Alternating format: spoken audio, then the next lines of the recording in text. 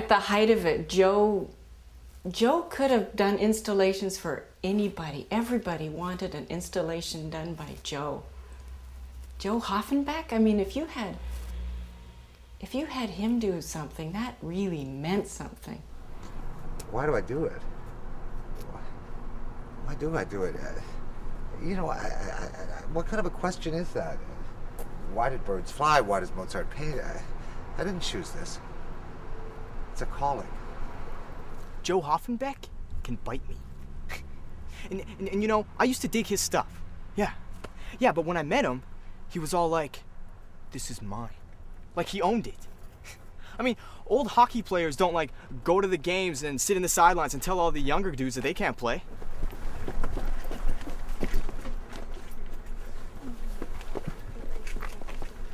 Crap. More crap. Well, the kids think it's just a game.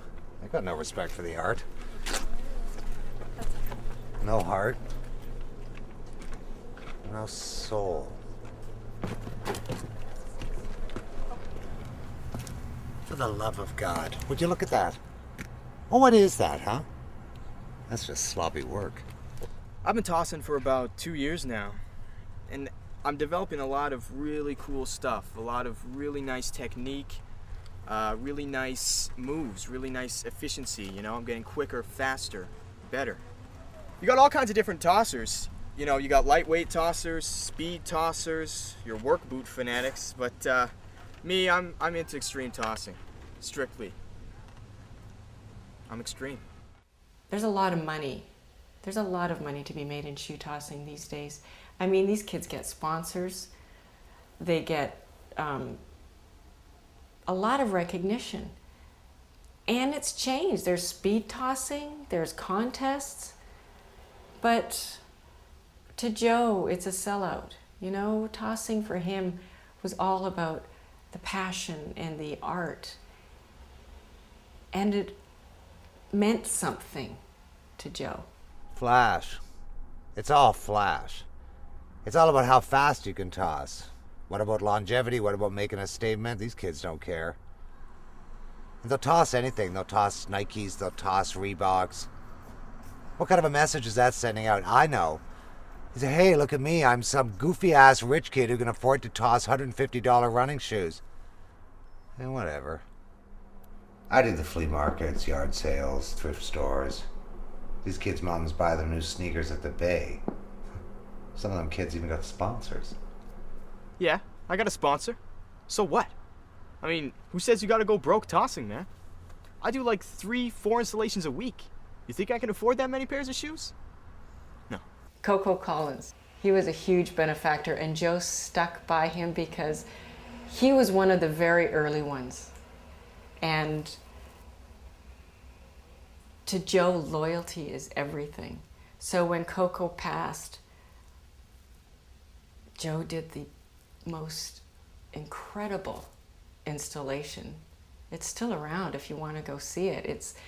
It's this magnificent old gnarled tree with hundreds of shoes hanging on them. I mean, they look like multicolored autumn leaves that will never drop. Oh, sure. My husband was a huge fan. Coco used to say that nobody could toss like Joe. He could spot his work, I would say, up to a block away.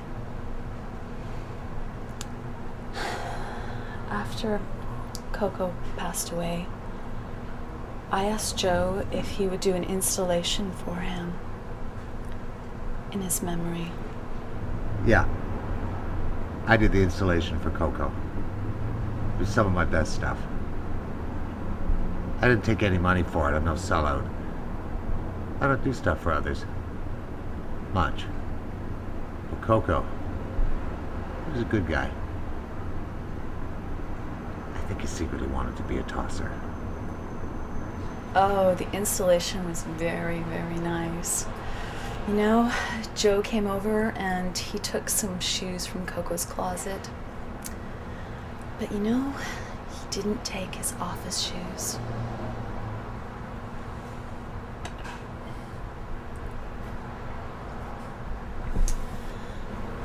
principles?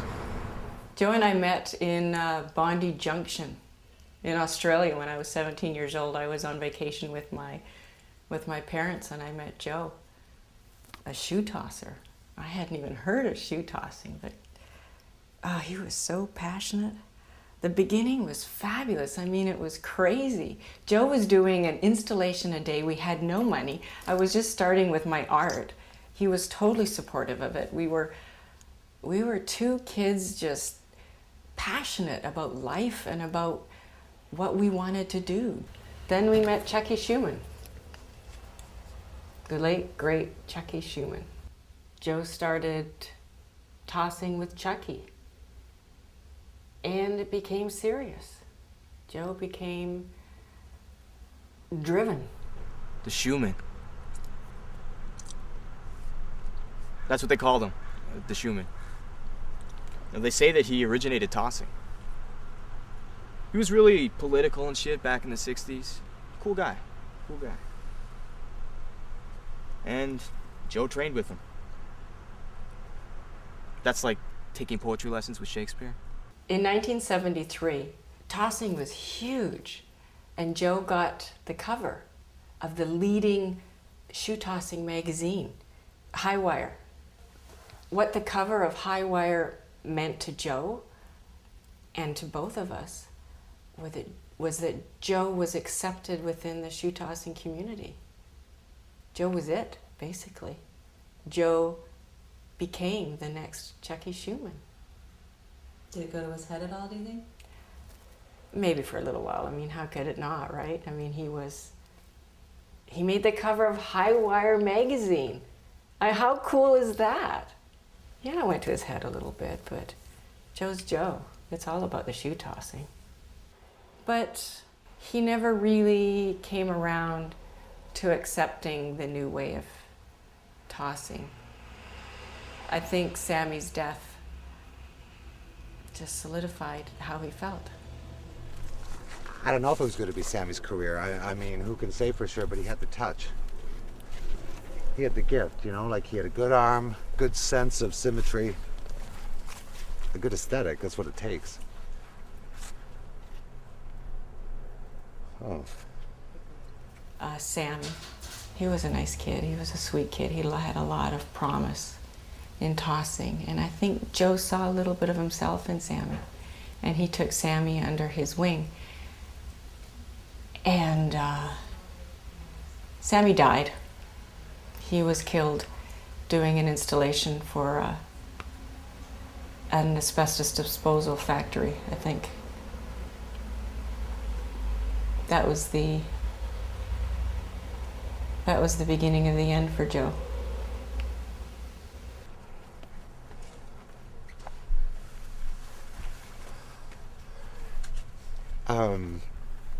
I don't think Sammy was ready to work on his own. I should have been with him. Okay, I think that's enough. Yeah, I said that's enough. He began to question the art. He began to question his role in tossing.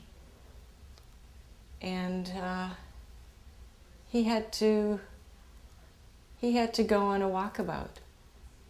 He had to go on a walkabout so he can find his way back. Hello. Hey. You just said told me it was so boring. Where did you get this? No, it was fun to know. It's a Chucky Schumann. So Chucky Schumann. I've never heard of him. You can't sell it. You can't sell this. It's a Chucky Schumann. This is a Chucky Schumann. Yeah, hey. What are you? No, hey. You are can't you sell this. doing? It's a Chucky Schumann. Hey, what? It's a hey, Chucky hey, Schumann. Come back! Wait! What are you doing? What Joe doesn't understand, there's a time for everything, and there's a place for everything. And maybe these punks don't really understand what it's all about and the art of it. But Joe hasn't really given them a chance. You know? Joe just doesn't want to even find or talk to the young tossers anymore since Sammy died.